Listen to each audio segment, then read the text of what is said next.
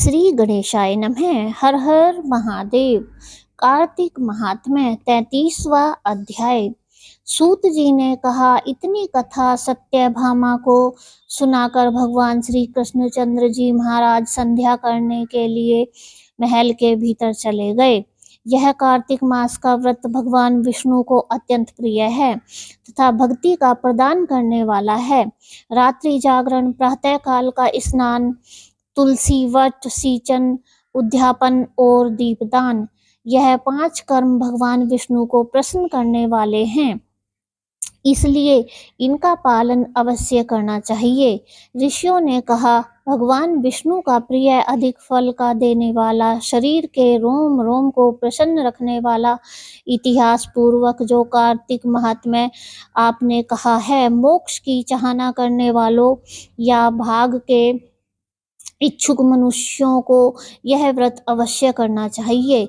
किंतु हम एक बात आपसे पूछना चाहते हैं, वह यह कि यदि कार्तिक मास का व्रत करने वाला किसी संकट में फंस जाए, या वह जंगल में हो अथवा वह किसी रोग से ग्रस्त हो जाए, तो फिर वह कार्तिक का व्रत किस प्रकार करे, क्योंकि यह विष्णु भगवान का अतिशय प्रिय तथा मुक्ति भक्ति प्रदान करने वाला व्रत किसी प्रकार भी नहीं छोड़ना चाहिए।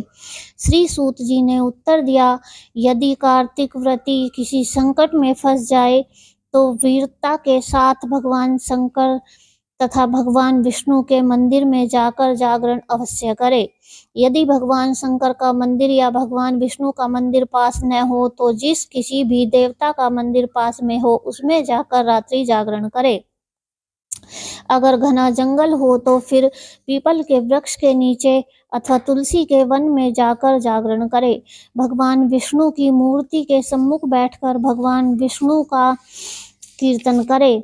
ऐसा करने से 1000 गौओं के दान के बराबर फल मिलता है। जो व्यक्ति विष्णु के कीर्तन में बाजा बजाता है उसको बाज पे यज्ञ के बराबर फल मिलता है, और हरि कीर्तन में नृत्य करने वाले प्राणी को समस्त तीर्थों में स्नान करने वाला फल मिलता है। किसी संकट के समय या रोगी हो जाने पर और यदि जल न मिल सके तो केवल भगवान विष्णु के नाम मात्र से मार्जन ही कर ले। यदि उद्यापन न कर सके तो व्रत की पूर्ति के लिए केवल ब्राह्मणों को भोजन ही करवा देवे, क्योंकि ब्राह्मणों के प्रसन्न होने से भगवान विष्णु भी प्रसन्न रहते हैं। यदि आप दीपदान न कर सके तो दूसरे के दीप की वायु आदि से भली भांति रक्षा करें, और यदि तुलसी का पौधा पास न हो तो वैष्णव ब्राह्मण की ही पूजा कर लेवें, क्योंकि भगवान विष्णु सदा अपने भक्तों के निकट ही रहते हैं। इन सब के न होने पर व्रती ब्राह्मण गो, पीपल और वट वृक्ष की श्रद्धा से सेवा करे।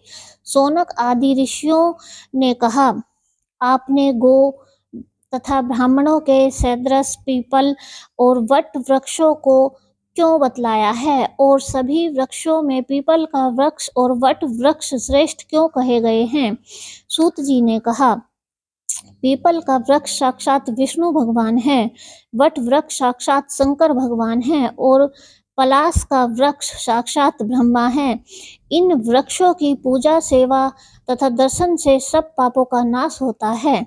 ऋषियों ने कहा, प्रभु, हम लोगों को इसमें शंका है कि ब्रह्मा, विष्णु और शंकर वृक्ष रूप क्यों हुए, आप कृपा करके हमें बतलाइए। श्री सूत जी ने कहा, प्राचीन काल में भगवान शंकर और पार्वती विहार कर रहे थे कि उस समय उनके विहार में विघ्न डालने के विचार से ब्राह्मण का रूप धारण करके अग्निदेव वहां पर गए। विहार के आनंद का नाश हो जाने के कारण से क्रोध में भरकर श्री पार्वती जी ने समस्त देवताओं को शाप दे डाला।